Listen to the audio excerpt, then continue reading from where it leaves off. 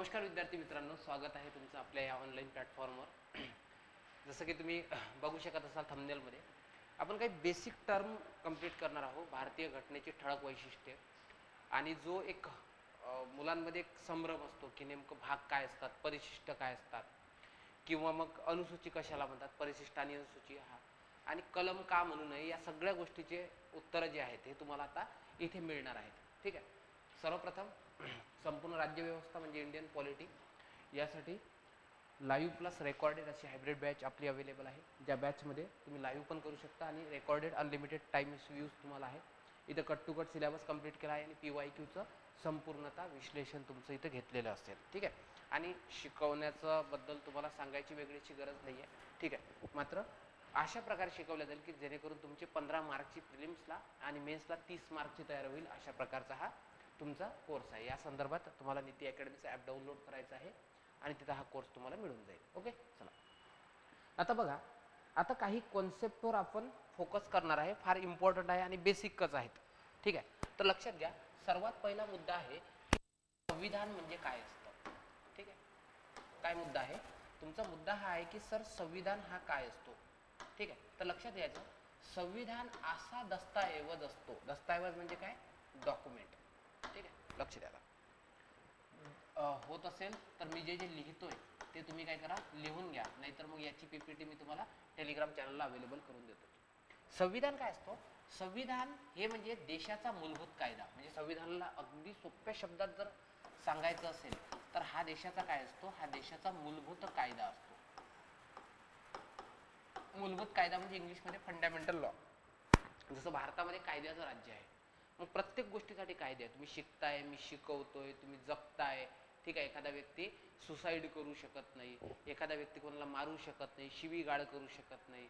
ठीक आहे. कोणी कोणाचा मोबाईलला ट्रेस करू शकत नाही, कोणी कोणावर पाळत ठेवू शकत नाही. ह्या सगळ्या गोष्टीसाठी भारतात कायदे आहेत. म्हणजे भारतात कायद्याचं राज्य आहे. पण भारतात जर करोडो कायदे असतील तर त्या सगळ्या कायद्याचा फंडामेंटल लॉ जर असेल तर संविधान आहे.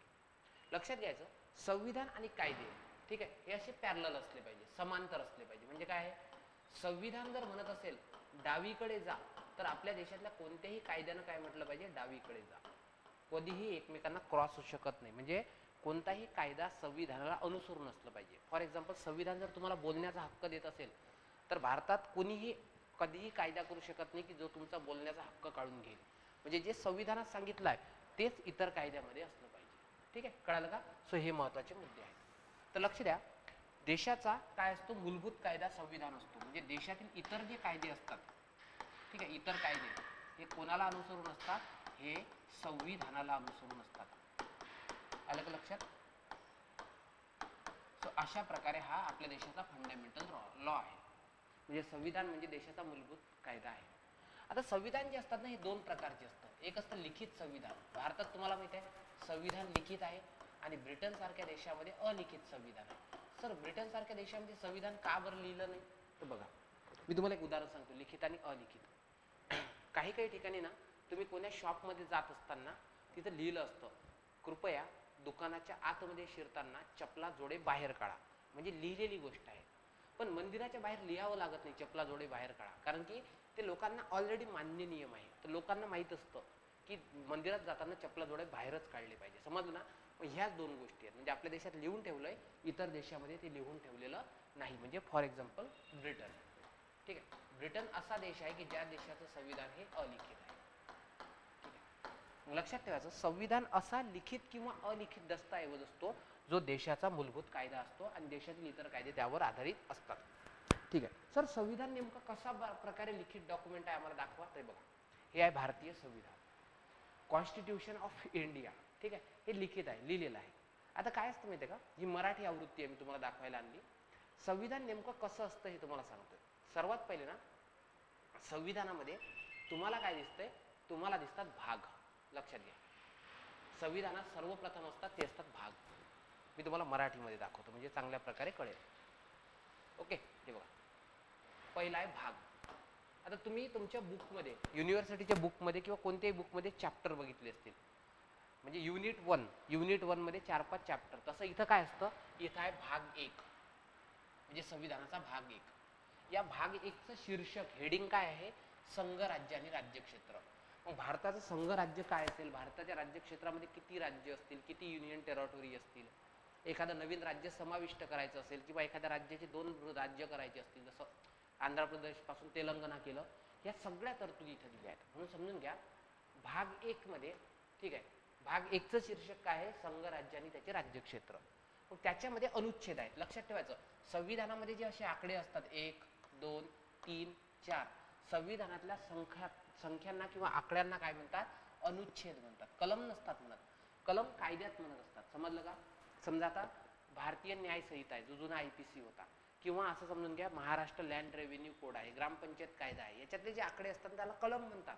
आणि संविधानातले जे आकडे असतात त्याला अनुच्छेद म्हणतात. म्हणून ना संविधानाच्या कलम 120 नुसार नसतात म्हणत, संविधानाचा अनुच्छेद 120 नुसार. समजलं का? अनुच्छेद म्हटलं की समोर त्याच्यात लगेच क्लिक होतंय की नाही, हा कशाबद्दल बोलतोय, संविधानाबद्दल बोलतोय. मग बघा भाग असतात, भागाला एक शीर्षक आहे संघ राज्य आणि राज्यक्षेत्र, आणि त्याच्यामध्ये 4 अनुच्छेद आहेत. अनुच्छेद 1 काय म्हणतं, संघ राज्याचे नाव आणि राज्यक्षेत्र, ठीक आहे. अनुच्छेद 2 काय म्हणतंय, नवीन राज्य दाखल करून घेणे किंवा स्थापन करणे, ठीक आहे. 3 काय म्हणतंय, नवीन राज्यांची निर्मिती आणि विद्यमान राज्याची क्षेत्र सीमा नाव बदल करणे. आणि 4 काय म्हणतंय, त्याला घटना दुरुस्ती मानू नये. म्हणजे समजलं का तुम्हाला? भाग असतं, भागाला हेडिंग असतं आणि त्यामध्ये अनेक सारे कलम असतात, ठीक आहे.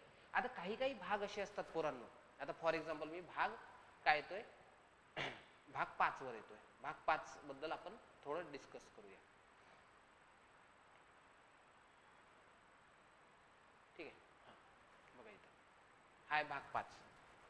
बघा भाग 5चं वैशिष्ट्य हे काय आहे, भाग 5चं हेडिंग काय आहे, संघराज्य. संघराज्य म्हणजे काय, आपलं आपण ज्याला केंद्र म्हणतो ना, संविधानात केंद्र हा शब्द आला नाही, केंद्रात संघराज्य किंवा इंग्लिशमध्ये युनियन शब्द आला आहे. लक्षात ठेवायचं, कधीही संविधानिक भाषा बोलत असताना केंद्राने केलं असं नसतात म्हणत, संघराज्याने केलं, कारण की संघराज्य म्हणजे युनियन, केंद्र होतं.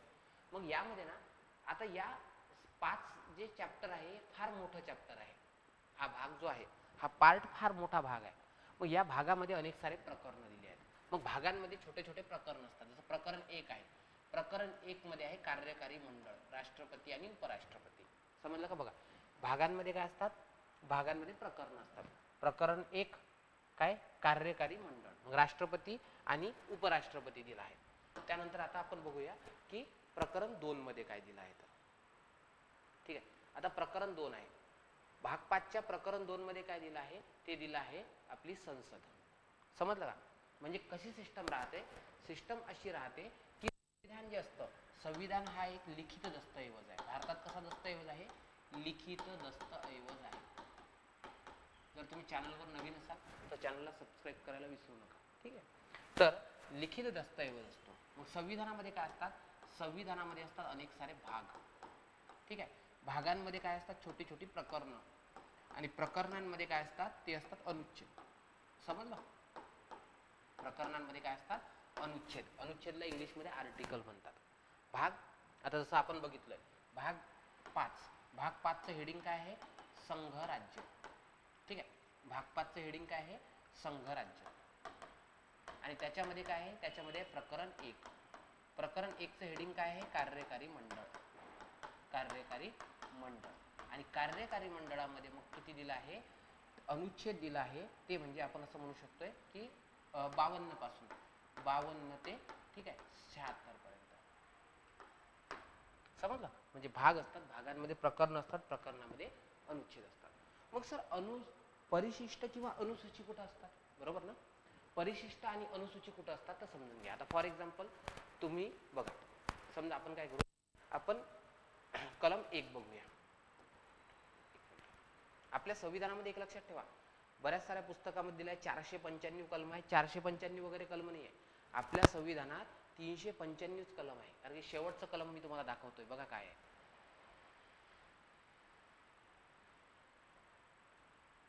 काय आहे शेवटचं कलम, हे बघा किती दिसतंय, दिसतंय किती अंक, 395. मग जे नवीन ऍड केले त्याला कलम नाही म्हणत पोरांनो, त्याला ना ABCD लावलेलं असतं. 1A, 2A, 75A, 51A, याला कलम नाही म्हणत स्वतंत्र, ते सब कलम असतं. समजलं तुम्हाला? म्हणजे शेवटचं कलम आजही किती आहे? 395. पुढे आपण डिटेलमध्ये बघू, थोडा लेंदी असेल लेक्चर, व्यवस्थित बघून घ्या. मग बघा आपण काय करूया, आपण बघूया प्रकरण 1 बद्दल. एक मिनिट फक्त, थोडी फाईल मोठी असल्याच्याने ते लोडिंग घेत आहे.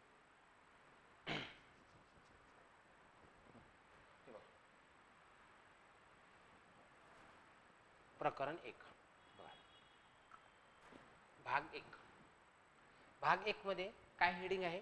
भाग 1 चं शीर्षक आहे ते म्हणजे संघराज्य आणि राज्यक्षेत्र, आणि मग त्यामध्ये कलमाचं हेडिंग आहे अनुच्छेद संघराज्याचे नाव आणि राज्यक्षेत्र. मग त्यात डिटेल केला आहे. इंडिया अर्थात भारत हा राज्यांचा संघ असेल, म्हणजे इंग्लिशमध्ये इंडिया दॅट इज भारत, ठीक आहे, shall be union of state. त्यानंतर एकच उपकलम, हे बघा हे झालं कलम म्हणजे हे झालं अनुच्छेद, आणि हे झालं याला काय म्हणतो आपण सब आर्टिकल. 2 मध्ये सांगितलं आहे की संघ राज्य, व्यवस्थित समजून घ्या, राज्य आणि त्याची राज्यक्षेत्र पहिल्या अनुसूचित विनिर्दिष्ट असते. म्हणजे त्याचं म्हणणं असं आहे की जर तुम्हाला प्रश्न पडला असेल की भारतामध्ये एकूण किती राज्य आहेत आणि किती केंद्रशासित प्रदेश आहे, तर याची सविस्तर यादी ही आम्ही कुठं दिली आहे? अनुसूची 1 मध्ये दिली आहे, किंवा आम्ही परिशिष्ट 1 मध्ये दिला आहे. म्हणजे समजलं का? कलमामध्ये जर खूप डिटेल माहिती असेल, खूप जास्त डेटा असेल, तर तो त्या कलमामध्ये लिहिला जात नाही, तर तो कुठं बघावा लागत असतो? तो बघावा लागत असतो परिशिष्टामध्ये. परिशिष्ट एका प्रकारे डिटेल माहिती देणारा काय असतं? एक घटक असतो. म्हणजे समजून घ्या तुम्ही की अनुच्छेदावरून मग काय तयार होत असतात? ते तयार होत असतात. आता बघूया आपण परिशिष्ट 1 मध्ये काय आहे. एक मिनिट, ठीक आहे. हे बघा आता पहिल्या अनुसूचीमध्ये आपण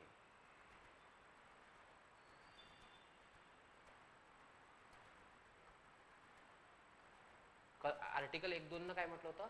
1-2 न म्हटलं होतं भारतात कोणते राज्य असतील, कोणतं असेल, तर याची यादी अनुसूची 1 मध्ये बघा. ठीक आहे, चला आता आलोय आपण अनुसूची 1 वर.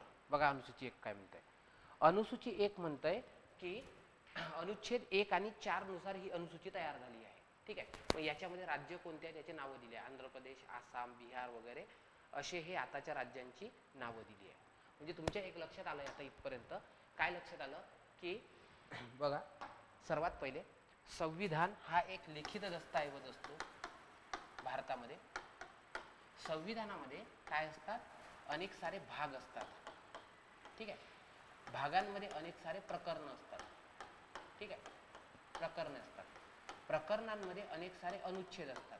काही काही भाग असे आहेत जिथं प्रकरण नाहीत. बरं, आता फॉर एक्झाम्पल 51 नाहीये, मूलभूत कर्तव्य एकच कलम आहे, तिथं भाग द्यायची गरज आहे का? नाही.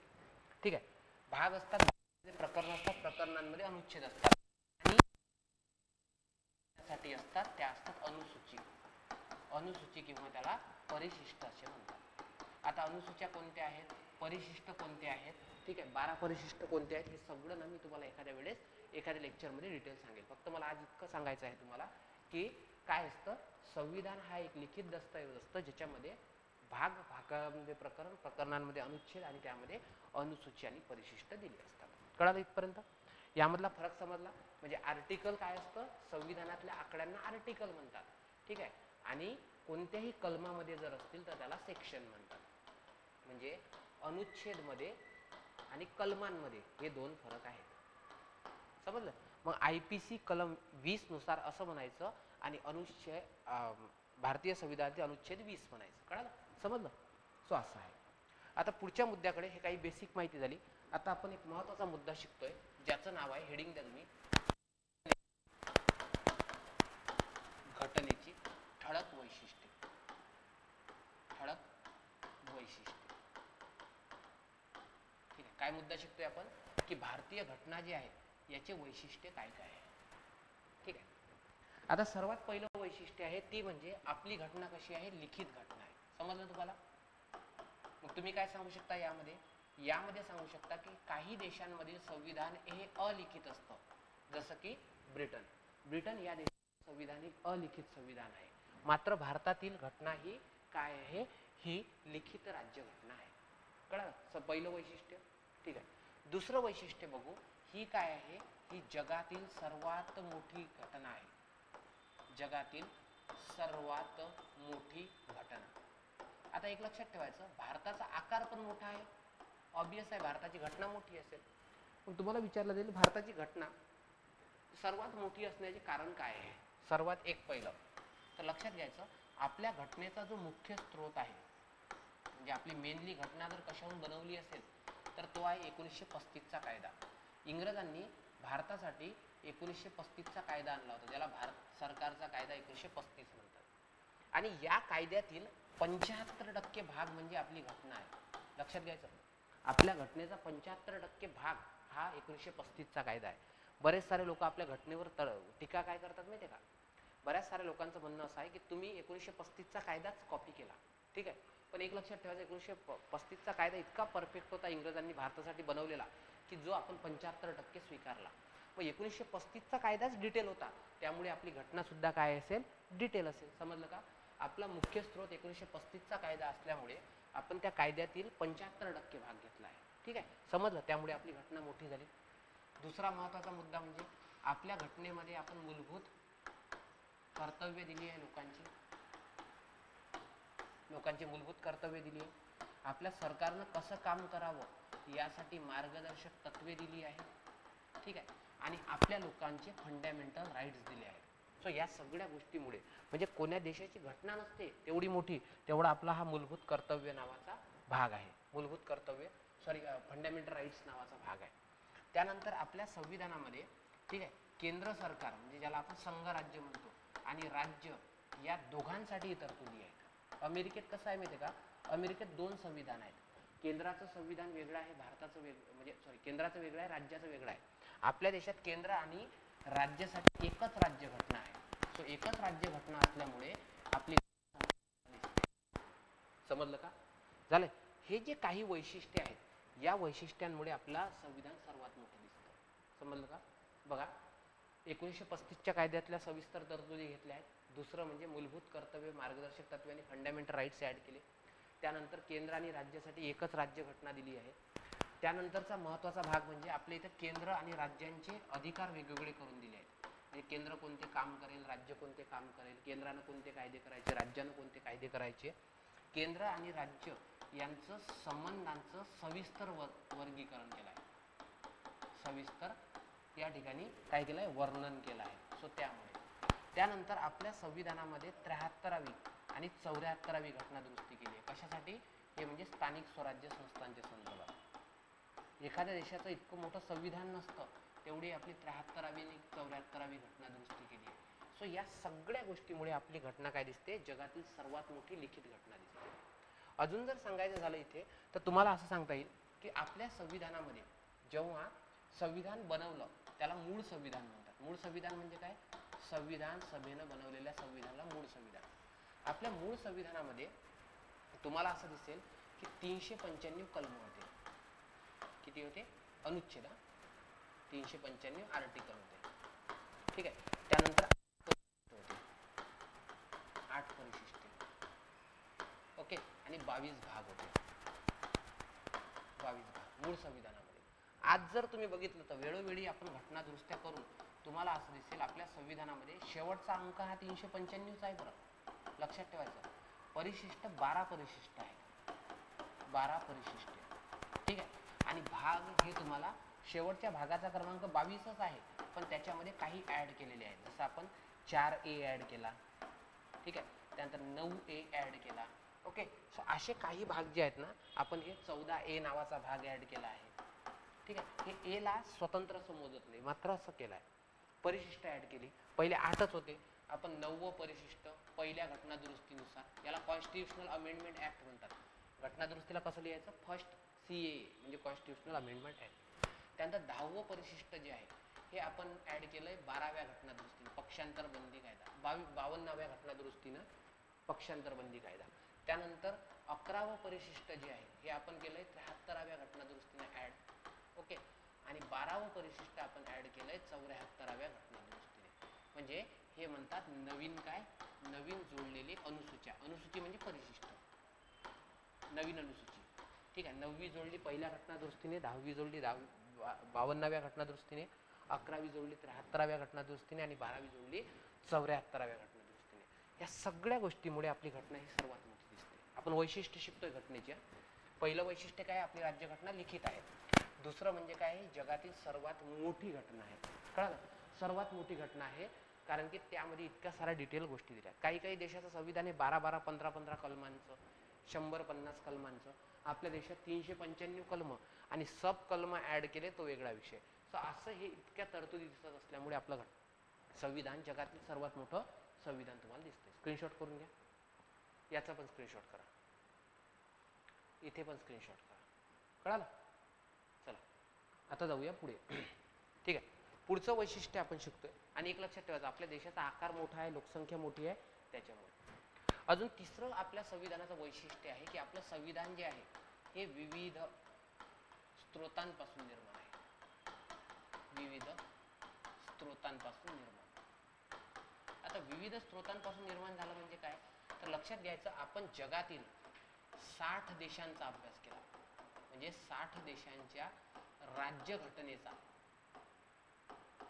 काय केलाय, राज्यघटनेचा अभ्यास केला.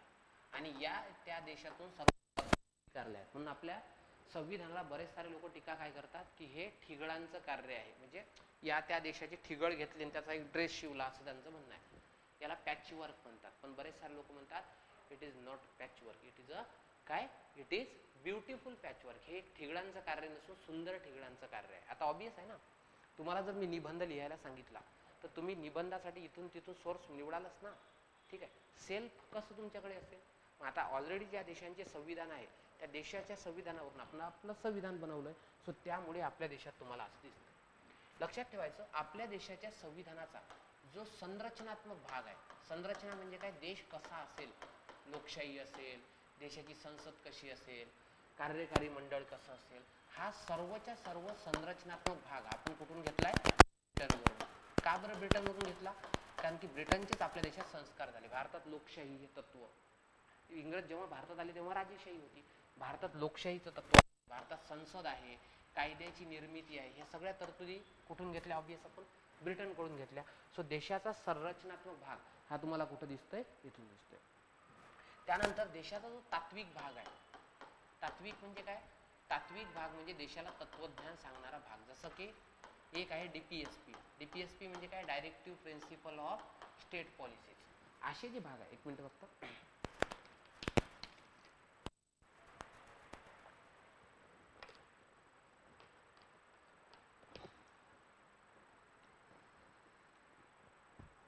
ठीक आहे. हे कुठून घेतली आपण, डीपीएसपी घेतली आयर्लंड. हे डीपीएसपी कोणासाठी असतात, हे असतात सरकारसाठी, राज्य शासन कसं केलं पाहिजे. ठीक आहे, आयरिश घटनेवरून घेतलं.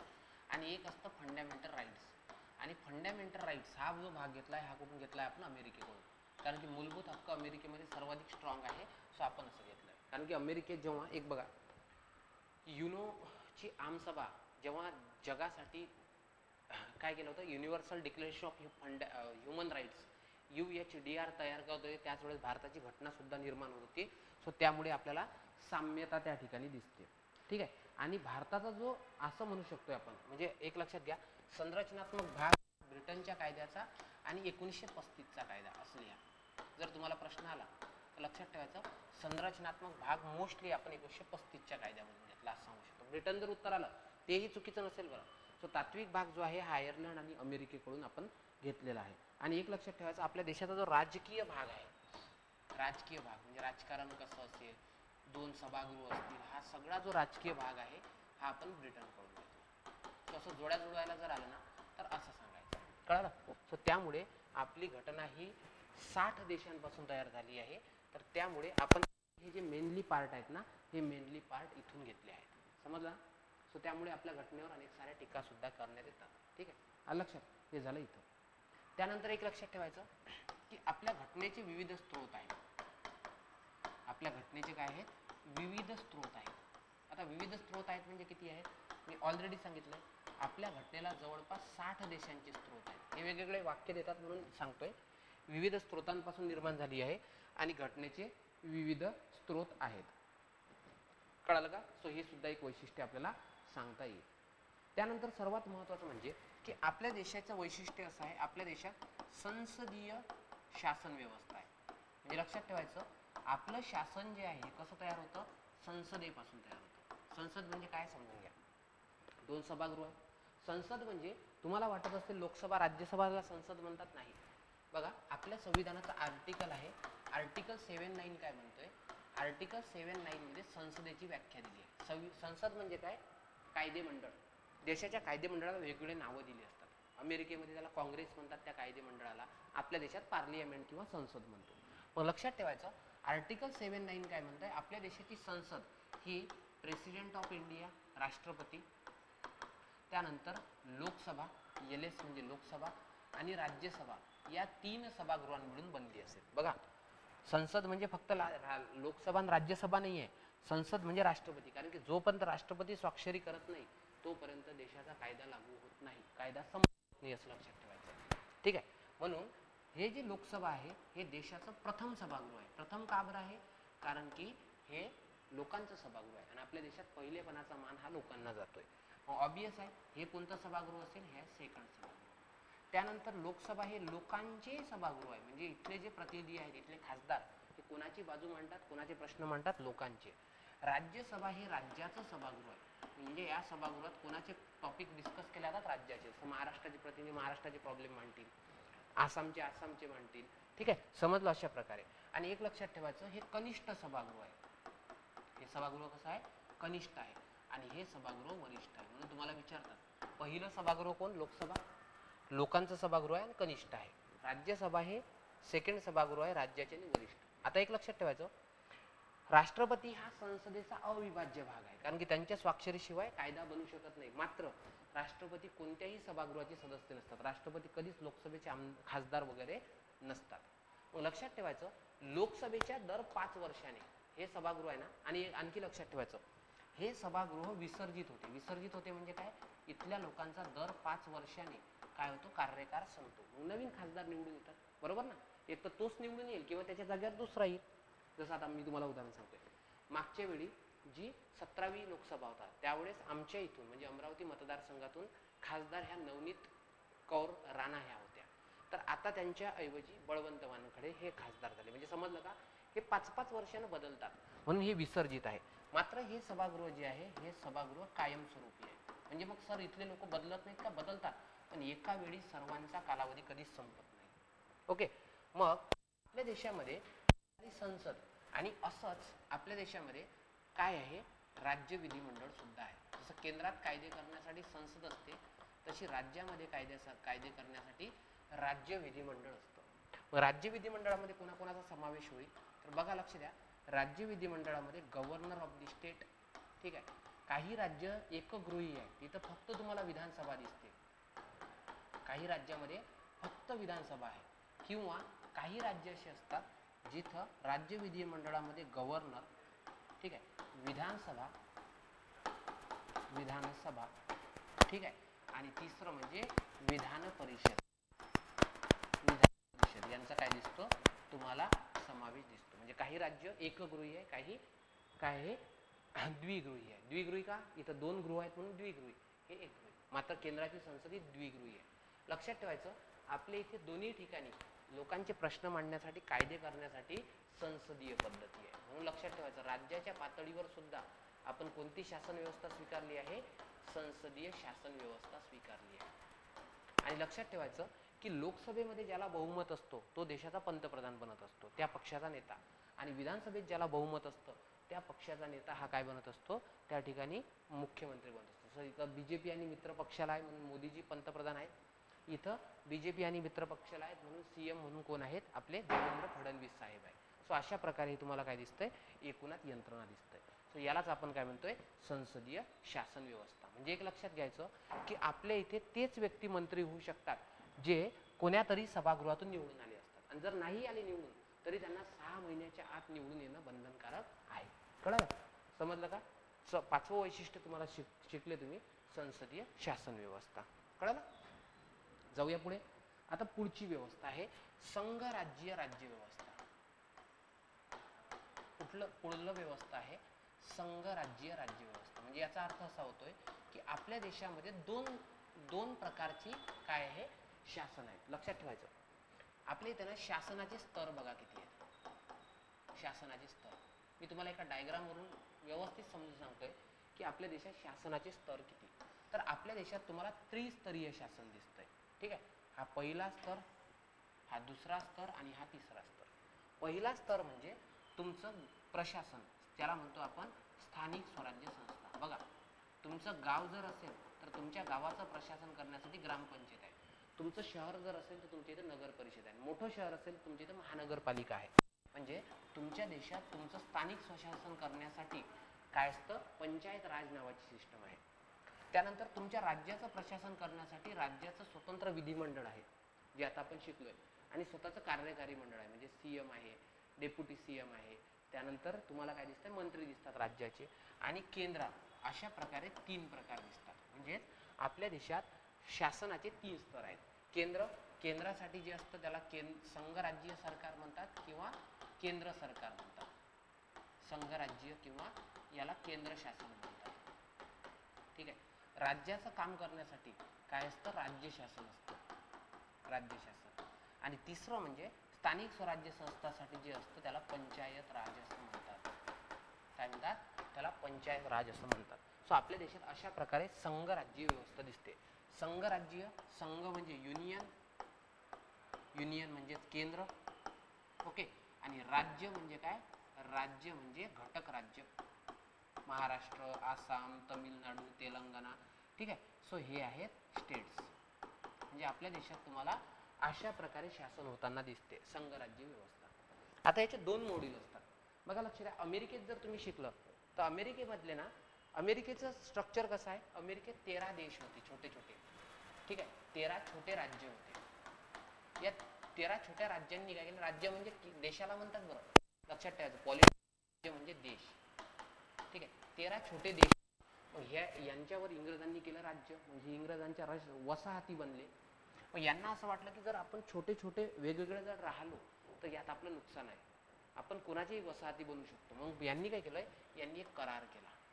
ठीक आहे.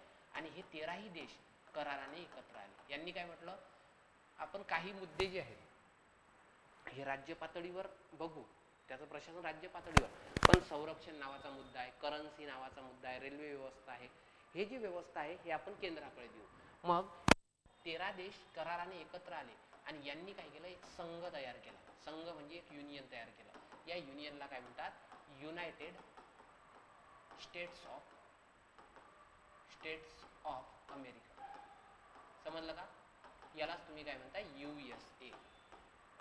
कळलं. म्हणून लक्षात ठेवायचं की 13 छोटे देश कशासाठी एकत्र आले, हे संरक्षणासाठी एकत्र आले. त्यांना माहिती आहे आपण जर एकामेकाचं छोटे छोटे जर राहिलो आपलं संरक्षण होणार नाही. यांनी एकीचं बळ आजमावलं आणि 13 देश संरक्षणासाठी एकत्र आले. एकत्र येऊन करार केला आणि करार करून एक USA नावाचं संघराज्य निर्माण केलं. भारतात करार वगैरे केला का, महाराष्ट्र, आसाम, तमिळनाडू कराराने एकत्र आलं नाही. लक्षात ठेवायचं, भारतात जे तुम्हाला संघराज्य दिसतं हे कशासाठी आहे, हे आहे प्रशासकीय सोयीसाठी.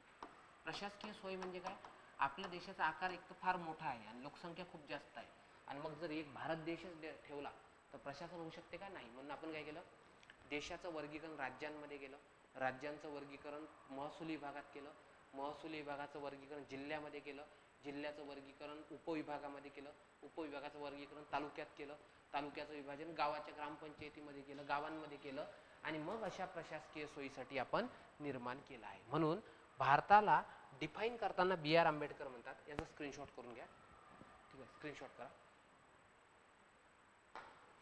याचा पण करा. ठीक आहे. म्हणून भारतीय शासन व्यवस्थेला, राज्य व्यवस्थेला BR आंबेडकर कशा प्रकारे एक्सप्लेन करतात, तर बाबासाहेब म्हणतात इंडिया दॅट इज भारत. म्हणजे तुमच्या 2 गोष्टी लक्षात आल्या की भारताने 2 नावं स्वीकारले आहेत. कोणते, इंडिया आणि भारत. इंडिया इज, ठीक आहे.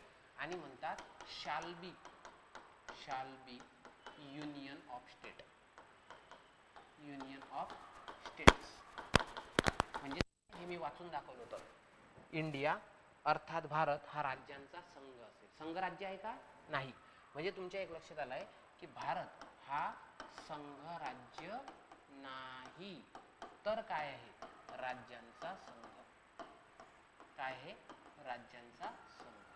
आता बाबासाहेबांना विचारलं का हो संघराज्य का नाही, तर त्यांनी एक उदाहरण दिलं. ते बोलले की भारत हा राज्यांचा संघ का आहे, संघराज्य का नाही, तर त्यांनी एक सांगितलं सर्वात पहिले की आपले राज्य हे कराराने एकत्र नाहीत.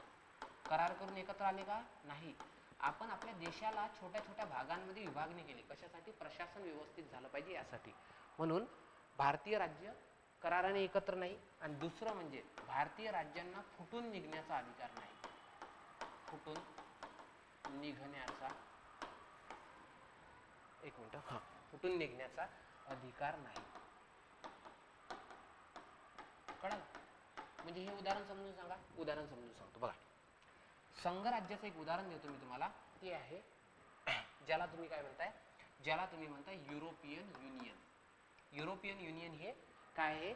एक संघराज्य आहे. का संघराज्य आहे? कारण हे आर्थिक दृष्ट्या एकत्र आले आहेत.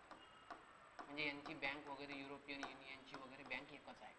सो आर्थिक दृष्ट्या हे एकत्र आले आहेत. कशासाठी? करारासाठी. आणि यांनी करार केलाय. ज्या कराराचं नाव काय? मॉन्ट्रीच करार. काय नाव आहे? मॉन्ट्रीच करार. बघा, लक्ष द्या. मी तुम्हाला एक दुसरं उदाहरण देतो संघराज्याचं. युरोपियन युनियन मध्ये 28 देश एकत्र आले होते. किती? 28 देश. यांनी आर्थिक दृष्ट्या म्हणजे स्वतःची बँक असावी, स्वतःची करन्सी असावी, एकसारखं चलन असावं, यासाठी एकत्र आले. यांनी करार केला. आणि या करारामध्ये एखाद्या देशाला जर वाटलं तर याच्या युरोपियन युनियनच्या बाहेर पडू शकतं. जसं मी उदाहरण सांगतोय तुम्हाला की ब्रिटन बाहेर पडलं, ज्याला ब्रेक्झिट म्हणतात. मग ब्रेक्झिट झाल्यानंतर आता यांची संख्या तुम्हाला काय दिसते? 27 दिसते. म्हणजे समजलं का? संघराज्यामध्ये कोणत्याही देशाला जसं पार्टिसिपेशन घेतलं तसं बाहेर पडण्याचा सुद्धा अधिकार आहे. भारतात महाराष्ट्र म्हणू शकते का आम्हाला वेगळा देश पाहिजे? नाही. भारतात वेगळ्या राज्याची मागणी करता येते, वेगळ्या देशाची मागणी करता येते का? नाही. म्हणून बाबासाहेब म्हणतात की India that is Bharat shall be union of state. Bharat राज्यांचा संघ आहे, कारण भारतीय राज्य कराराने एकत्र नाहीत आणि भारतातून कोणत्याही राज्यांना फुटून निघण्याचा अधिकार नाही. कळालं का? लिहून घ्या. सो अशा प्रकारे आपल्या देशाचं एक वैशिष्ट्य तुम्हाला दिसतंय. ठीक आहे. ते म्हणजे काय? की आपली व्यवस्था कशी आहे? आपल्या देशाची राज्य व्यवस्था आहे. आणि असा एकमेव देश आहे भारत की जिथं 3 स्तरावर काय तुम्हाला दिसतंय? राजकारण दिसतंय. समजलं?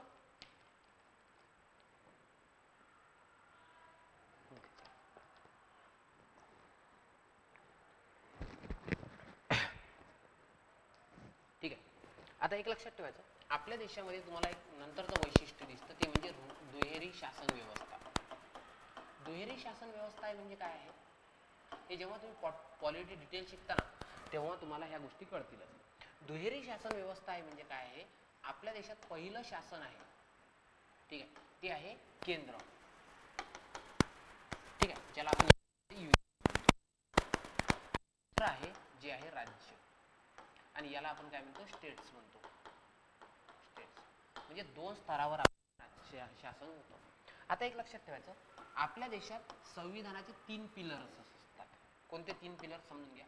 एक पहिलं असतं ज्याला तुम्ही कायदेमंडळ म्हणता. आणि कायदेमंडळ कशासाठी असतं? देशात कायदे करण्यासाठी कायदेमंडळ. आपल्या देशात सगळ्या गोष्टी कायद्यानुसार होतात, मग कायदे करण्यासाठी असतं ते कायदेमंडळ. त्या कायद्यांची अंमलबजावणी करण्यासाठी असतं, त्याला म्हणतात कार्यकारी मंडळ. ठीक आहे. आणि या लोकांनी आपल्या मनमानी पद्धतीने वागू नये, संविधानाचा खून करू नये किंवा लोकांचे हक्क डावलू नये, यासाठी आपल्या देशात एक असतं, त्याला म्हणतात न्यायमंडळ. समज. तसंच राज्य पातळीवर तुम्हाला 3 व्यवस्था दिसतात. ठीक आहे. तुम्हाला काय दिसतं? राज्याचं स्वतंत्र कायदेमंडळ दिसतं. राज्याच्या कायदेमंडळाला कायदेमंडळ म्हणत नाही, तर विधिमंडळ म्हणतात. विधी म्हणजे कायदाच. विधी हा समानार्थी शब्द आहे कायद्याला. त्यानंतर राज्याच्या पातळीवर तुम्हाला काय दिसतं? कार्यकारी मंडळ. ओके. आणि राज्याची न्याय व्यवस्था. ठीक आहे. आता एक लक्षात ठेवायचं की तुम्हाला केंद्रामध्ये जर सांगायचं झालं, केंद्रात स्वतंत्रपणे राज्य करतं, राज्य स्वतंत्रपणे राज्य करतात. केंद्राच्या कायदेमंडळामध्ये जसं मी तुम्हाला सांगितलं, कोणाचा समावेश होतो? President of India, 2 number Lok Sabha आणि 3 नंबर राज्यसभा. तसंच राज्याच्या कायदेमंडळामध्ये तुम्हाला काय दिसतं? Governor of the state. ठीक आहे. काही राज्यामध्ये फक्त विधानसभा आहे, काही राज्यामध्ये विधान परिषद सुद्धा तुम्हाला दिसते. त्यानंतर कार्यकारी मंडळामध्ये सांगायचं झालं तर असतात प्रेसिडेंट ऑफ इंडिया. का बरं सर 2 ठिकाणी? तर लक्षात घ्या, यांच्या सहीशिवाय कायदा होऊ शकत नाही, म्हणून ते कायदेमंडळाचा भाग आहे. आणि यांच्या सहीशिवाय भारतात कोणताच आदेश लागू होत नाही, म्हणून कार्यकारी मंडळामध्ये आहे. हे जर नसले तर यांना सपोर्ट करण्यासाठी व्हाईस प्रेसिडेंट ऑफ इंडिया असतात. ठीक आहे. प्रेसिडेंट आणि व्हाईस प्रेसिडेंट स्वतःच्या मर्जीने वागत नाही, तर यांना सल्ला देण्यासाठी पीएम असतो, ठीक आहे. आणि या पीएमला सल्ला देण्यासाठी काउन्सिल ऑफ मिनिस्टर असते, याला मंत्रिमंडळ म्हणतात, केंद्रीय मंत्रिमंडळ, काउन्सिल ऑफ मिनिस्टर्स. आणि यांना कायद्यानुसार वागता आलं पाहिजे म्हणून यांचा एक स्वतंत्र वकील असतो, ज्याला अटॉर्नी जनरल ऑफ इंडिया, महान्यायवादी म्हणतात. बघा एकदा सांगतोय, प्रेसिडेंट राष्ट्रपती, उपराष्ट्रपती, प्राईम मिनिस्टर म्हणजे पंतप्रधान, COM म्हणजे काउन्सिल ऑफ मिनिस्टर, मंत्रिमंडळ, आणि AGI म्हणजे अटॉर्नी जनरल ऑफ इंडिया, ठीक आहे. आपल्या देशात न्यायमंडळ राज्याचं वेगळं आणि केंद्राचं वेगळं नाही, एकच आहे. वर असतं सुप्रीम कोर्ट, आणि ते म्हणजे राज्य पातळीवर असतं हायकोर्ट. समजलं. आता बघा, कार्यकारी मंडळामध्ये राज्याच्या तुम्हाला असं दिसेल, एक दिसतो गव्हर्नर, कारण की याच्या नावाने राज्याचा कारभार चालतोय. याला सल्ला देण्यासाठी असतो CM, CMच्या सोबती असतात, तो म्हणजे काउन्सिल ऑफ मिनिस्टर, आणि तो असतो ॲडव्होकेट जनरल. ॲडव्होकेट जनरल म्हणजे महाधिवक्ता. आणि राज्याची न्यायव्यवस्थेमध्ये जर तुम्हाला बघायचं दिसलं तर तुम्हाला असं दिसेल सबऑर्डिनेट कोर्ट. सबऑर्डिनेट कोर्ट म्हणजे दुय्यम न्यायालय. दुय्यम न्यायालय म्हणजे तुम्हाला असं दिसेल की आपल्या देशामध्ये दोन पातळीवर तुम्हाला काय दिसतात, दोन पातळीवर शासन व्यवस्था दिसतात, राज्याचं वेगळं आणि केंद्राचं वेगळं आहे. आणखी सांगितलंय तुम्हाला, आपल्या देशामध्ये प्रशासनाचा एक तिसरा स्तर सुद्धा दिसतो तुम्हाला, तिसरा स्तर. आता तिसरा स्तर कोणकोणता आहे लक्षात घ्या. तिसऱ्या स्तरावर तुम्हाला एक दिसतं, ते म्हणजे ग्रामीण पंचायत राज, ग्रामीण पंचायत राज, ठीक आहे. आणि एक दिसतं ते म्हणजे काय, नागरी पंचायत राज. नागरी पंचायत राज हा प्रशासनाचा एक तिसरा स्तर सुद्धा निर्माण केला. ग्रामीण पंचायत राज जे निर्माण केलंय ते केलं 73वी घटना दुरुस्ती, ओके. आणि नागरी पंचायत राज ते निर्माण केलंय 74वी घटना दुरुस्ती. कळालं का, समजलं. सो अशा प्रकारे एक स्तर तुम्हाला दिसतोय, ठीक आहे. लिहून घ्या व्यवस्थित, समजलं. पुढच्या वैशिष्ट्याकडे आपण जाऊया, ठीक आहे. पुढचं वैशिष्ट्य असं आहे की आपल्या देशामध्ये तुम्हाला ताठरता आणि लवचिकता या दोन्ही याचं. आता हा बऱ्याचदा मुलांना हा मुद्दा समजत नाही. आता एक लक्षात ठेवायचं, ताठरता आणि लवचिकता या दोघांचंही आपल्या देशामध्ये काय आहे, याचं मिश्रण दिसतंय, कॉम्बो दिसतोय. मग प्रश्न हा आहे की सर ताठरता आणि लवचिकता म्हणजे काय आहे. तर बघा, संविधानामध्ये बदल करण्यासाठी करावं लागत असते घटना दुरुस्ती, ठीक आहे, लक्षात घ्यायचं. म्हणजे ताठरता म्हणजे असे बदल, ताठरता म्हणजे काय, असे बदल संविधानात, बघा लक्ष द्या, संविधानात, ठीक आहे, नवीन आर्टिकल, आर्टिकल समजे ना, नवीन आर्टिकल ऍड करणे, ठीक आहे, किंवा रिमूव्ह करणे किंवा बदल करणे. बघा लक्ष द्या, मी काय काय सांगतोय प्रत्येक मुद्द्यावर. मी कधीही लेक्चरमध्ये शिकवताना कोर्स असो नाही तर काही असो फालतू बोलत नाही, ठीक आहे. कारण की मोटिवेशन करायला मी मोटिवेशनल गुरु नाही, मी फक्त गाईड आहे जे तुम्हाला शिकवतोय, ठीक आहे. त्यामुळे ना तुम्ही माझ्या लेक्चरमध्ये तुम्हाला काहीतरी मोटिवेशन मिळेल किंवा काहीतरी वेगळं मिळेल याच्या अपेक्षेने, आपलं मोटिवेशन एकच आहे, तुमचा कंटेंट. हां, मी शिकवलं त्याच्या बाहेर प्रश्न गेला तर मग मला तुम्ही चपला जोड्यांनी मारा, समजलं का तुम्हाला. मी तुम्हाला इतकी शाश्वती देतो, मात्र ना मी त्याच्या बाहेर कधी शिकवत नाही, ना ऑफलाईनला ना ऑनलाईनला, ठीक आहे. कंटेंट एक कंटेंट. बघा, असे बदल जे संविधानात नवीन आर्टिकलला ऍड करतात, रिमूव्ह करतात, म्हणजे एक तर नवीन कलम टाकलं, जसं आपण एखादं कलम टाकलं, समजा 51A नावाचं फंडामेंटल ड्युटीजसाठी, रिमूव्ह केलं, आपण एखादं कलम काढून टाकलं, किंवा एखाद्या कलमामध्ये बदल केला, जसं 6 ते 14 वयोगटातील होतं, 0 ते 6 वयोगट होतं, ते 6 ते 14 वयोगटातील मुलांना शिक्षण असं. सो त्यामुळे असे बदल जे संविधानात काय करतात, नवीन आर्टिकल असतील, ठीक आहे, नवीन भाग असतील, ठीक आहे, किंवा नवीन परिशिष्ट असतील, जसं मी तुम्हाला सांगितलंय 8वं 9वं 10वं 11 आहे, 9वं 10वं 11वं 12वं परिशिष्ट टाकलंय. म्हणजे असे बदल जे संविधानात नवीन भाग ऍड करतात, ठीक आहे, नवीन आर्टिकल ऍड करतात किंवा नवीन अनुसूची ऍड करतात, किंवा असे बदल जे संविधानात नवीन आर्टिकल, नवीन भाग किंवा अनुसूची रिमूव्ह करतात किंवा त्यामध्ये बदल करतात. पण ते कसे करतात माहिती आहे का, ते करतात संसदेच्या, ठीक आहे, कसे, संसदेच्या विशेष बहुमताने. कोणत्या बहुमताने, विशेष बहुमताने, ठीक आहे. मग जर संविधानात एखादा बदल हा विशेष बहुमताने केला तर यासाठी ना लय गट्स पाहिजे असतात. जसं उदाहरण सांगतो, सरकारला काय करायचं होतं, वन नेशन वन इलेक्शन करायचं होतं. पण सरकारकडे सध्या विशेष बहुमत नाही. विशेष बहुमत म्हणजे काय असतं माहिती आहे का? विशेष बहुमत म्हणजे की इथं उपस्थितांच्या 2/3, ठीक आहे, एकूण संख्येच्या निम्म्यापेक्षा एक जास्त, उपस्थितांच्या 2/3 इतकं जे लागतं त्याला विशेष बदल. आणि विशेष बदलानं जर संविधानात बदल करायचा असेल तर ती फार कठीण गोष्ट असते, म्हणून त्याला म्हणतात ताठर संविधान. ताठर संविधान म्हणजे असं संविधान की ज्यामध्ये, ताठर संविधान म्हणजे असे संविधान की ज्यामध्ये,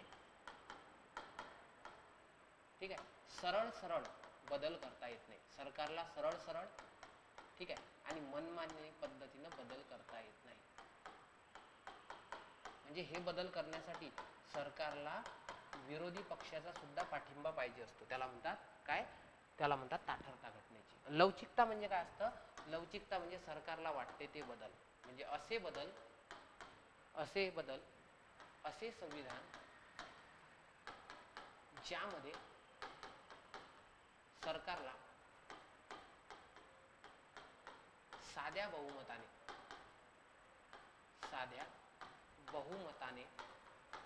काय करता येतात? बदल करता येतात. समजलं का तुम्हाला? ठीक आहे. म्हणून ना लक्षात ठेवायचं, ताठरता म्हणजे घटनेत बदल करणं शक्य नसतं. अमेरिकेत जास्त घटना दुरुस्त्या तुम्हाला होताना दिसणार नाही, कारण की तिथं फार कठीण आहे. घटना दुरुस्तीची सुरुवात राज्यापासून होते, म्हणून तिथलं संविधान ताठर आहे. ठीक आहे. आणि लवचिक म्हणजे काय? साधा आदेश जरी काढला तरी बदल होतात. फॉर एक्झाम्पल मी तुम्हाला एक उदाहरण सांगतो. समजा संविधानात आपल्याला आरक्षण द्यायचं आहे, महिलांना आरक्षण, तर आरक्षणासाठी आपल्याला 106वी घटना दुरुस्ती करावी लागली. कितवी? 106वी घटना दुरुस्ती, जी विशेष बहुमताने झाली. पण तुम्ही बघा, समजा जर तुम्हाला मंत्र्यांचा पगार वाढवायचा आहे, मंत्री आहेत, प्रेसिडेंट ऑफ इंडिया आहे, यांचे पगार वाढवायचे आहेत, तर यासाठी घटना दुरुस्ती करायची गरज आहे का? यासाठी काय करावं लागतं? साधा कायदा करावा लागतो. आणि साधा कायदा कोणत्या बहुमताने असतो? साध्या बहुमताने. म्हणजे आपल्या संविधानात जर तुम्हाला बदल करायचा असेल तर काही बदल साध्या कायद्याने होतात, तर काहीसाठी घटना दुरुस्तीच करावी लागते. याला काय म्हणतात? ताठरता आणि लवचिकता यांचं मिश्रण. मग एक लक्षात ठेवायचं, ताठर संविधान जर तुम्हाला विचारलं कुठलं आहे, तर कुठलं सांगायचं? USA. USAचं संविधान ताठर आहे, घटना दुरुस्ती फार कठीण आहे. आणि लवचिक कुठला आहे तर सांगायचं ब्रिटन, कारण की ब्रिटनमध्ये लिखित संविधानच नाही, आदेश जरी काढला, साधा आदेश जरी काढला तरी कायदा बनतो. म्हणून भारतात दोन्ही याचं ऍड केलेलं आहे. आपण कळलं? लिहून घ्या. ओके, पुढे आता एक आणखी महत्त्वाचा एक सांगतोय की आपल्या देशात 2 संस्था आहेत. तुम्हाला सांगितलं मी, कायदे मंडळ जे देशासाठी कायदे निर्माण करतं, आणि न्याय व्यवस्था जे कायद्यांचं रक्षण करतं, संविधानाचं रक्षण करतं. मग सर कोण बळा? संसद मोठी की न्याय मंडळ मोठं? तर लक्षात ठेवायचं, भारतात एक तत्व आहे ज्याला काय म्हणतात? सर्वोच्चतेचे तत्व. लक्षात ठेवा, सर्वोच्चतेचे तत्व. मग तुम्हाला प्रश्न, मी तुम्हाला एक उदाहरण सांगतोय. ब्रिटनमध्ये जर तुम्ही बघितलं, ब्रिटनमध्ये कायदे मंडळ जे आहे, कायदे मंडळ हे कसं आहे? हे सार्वभौम आहे. कायदे मंडळ काय आहे?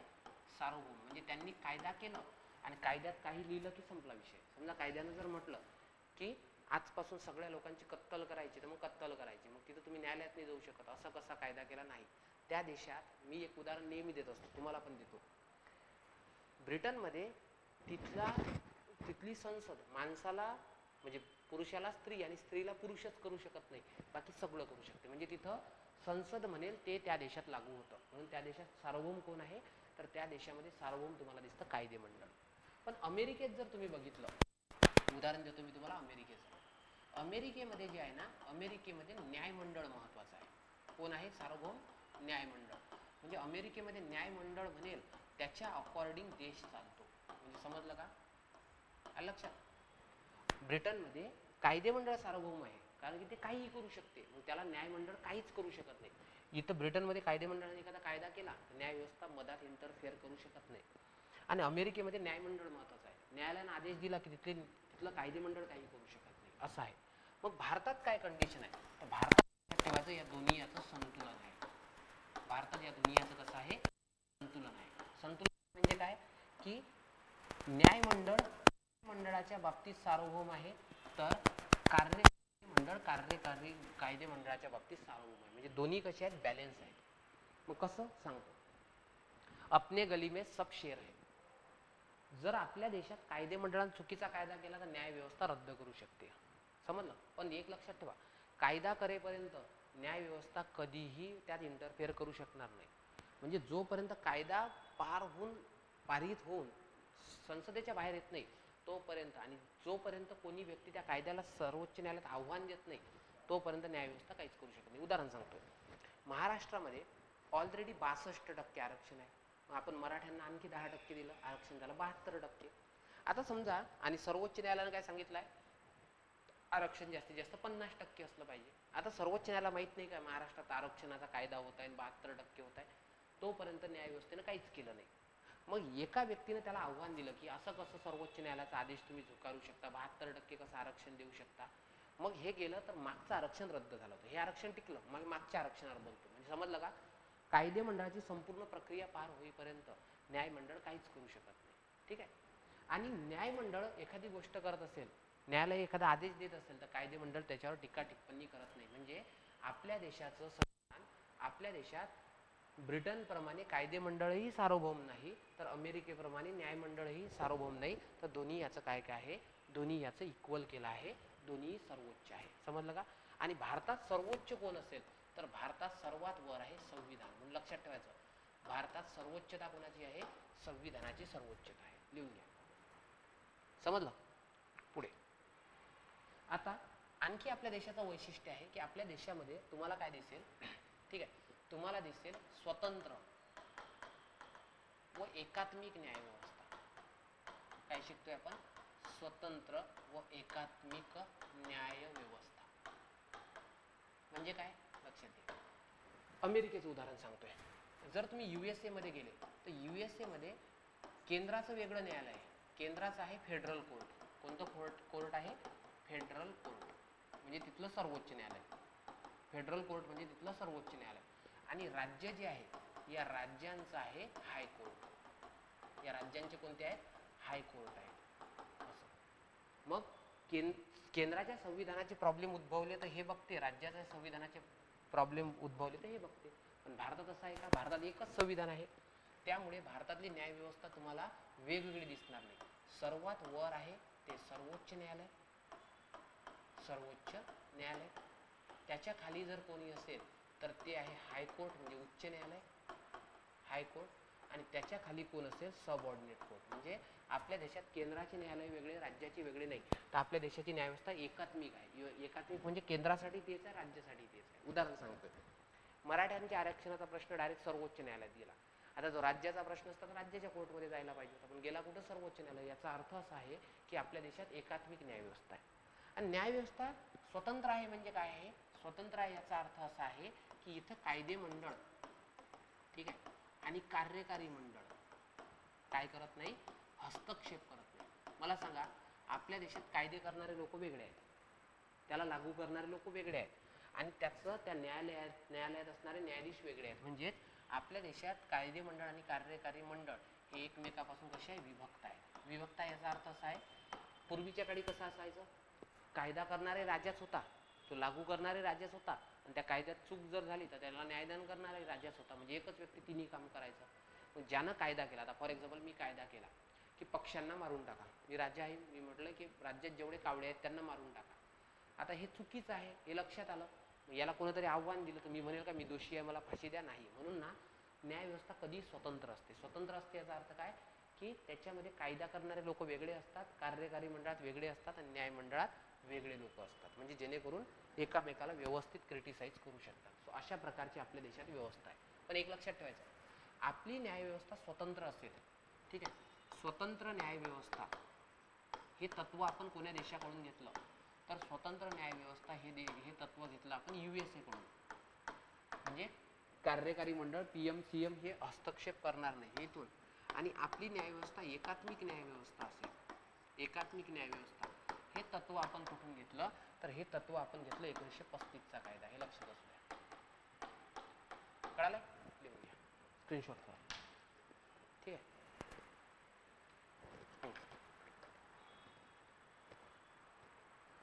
त्यानंतर आपल्या संविधानाचं नेक्स्ट वैशिष्ट्य आहे ते म्हणजे राज्य धोरणाची मार्गदर्शक तत्वे. राज्य धोरणाची मार्गदर्शक तत्वे म्हणजे याचा अर्थ काय होतोय, मी तुम्हाला आधी सांगितलंय. राज्य धोरणाची मार्गदर्शक तत्वे जी आहेत हे आपण कुठून घेतले, आयर्लंड. आणि लक्षात ठेवायचं हे तत्वे काय असतात, हे तत्वे राज्यकर्त्यांनी कसं शासन केलं पाहिजे याचं दिलं आहे. म्हणजे हे कुठं दिले आहे, तर हे दिले आहे भाग 4 मध्ये. भाग 4 मध्ये, एक मिनिट, भाग 4 मध्ये दिली आहे. आणि आर्टिकल जे आहे, आर्टिकल तुम्हाला 36 पासून ठीक आहे तर 51 पर्यंत दिसेल. आणि यामध्ये शासनकर्त्यांनी कशा प्रकारे शासन केलं पाहिजे हे दिलं आहे. समजलं. त्याच्यानंतर आपल्या संविधानात दिली आहेत मूलभूत कर्तव्य. मूलभूत कर्तव्य लक्षात ठेवायची. मूलभूत कर्तव्य हे मूळ संविधानात नव्हती. मूलभूत कर्तव्य आपण स्वीकारली आहे USSR म्हणजे United state of Soviet Russia, रशियाकडून स्वीकारली आहे.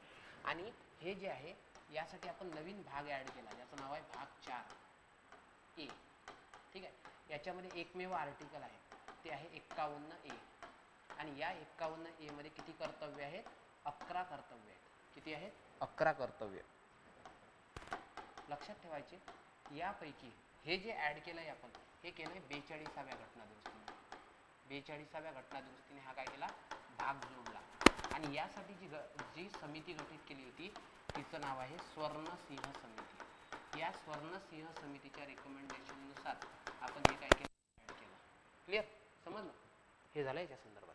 पुढचा भाग आहे ज्याला म्हणतात फंडामेंटल राईट्स. ठीक आहे, ज्याला म्हणतात मूलभूत हक्क. लक्षात ठेवायचे मूलभूत हक्क जे आहेत ते आपण स्वीकारली. ठीक आहे, ही स्वीकारली आहेत आपण अमेरिकेकडून. कुठून, अमेरिकेकडून. ठीक आहे. हे कोणत्या भागात आहे तर हे आहे भाग 3 मध्ये. कुठे, भाग 3. आणि भाग 3 मध्ये जे आर्टिकल आहेत, आर्टिकल 12 पासून ते जवळपास 35 पर्यंत तुम्हाला काय दिसतात, मूलभूत हक्क दिसतात. आपल्या संविधानाचे वैशिष्ट्य आहेत बरं, यावर प्रश्न येतात. संविधानाची काय काय वैशिष्ट्य आहेत हे सांगा तर तुम्हाला सांगता येईल. राज्य धोरणाची मार्गदर्शक तत्वे, मूलभूत कर्तव्य आणि काय आहे त्या ठिकाणी मूलभूत हक्क, ह्या गोष्टी दिल्या आहेत. लिहून घ्या. ठीक आहे. त्यानंतर पुढे बघूया. आपल्या संविधानात काय दिले आहे, आणीबाणी विषयक तरतुदी दिल्या आहेत. ठीक आहे, काय दिले आहेत, आणीबाणी विषयक तरतुदी. म्हणजे आपल्या देशात जर काही इमर्जन्सी कंडिशन येत असतील तर आपल्या देशामध्ये आणीबाणीच्या तरतुदी दिल्या आहेत. कुठं कुठं दिल्या आहेत तर 352 नावाचा आर्टिकल आहे, इथं दिली आहे राष्ट्रीय आणीबाणी.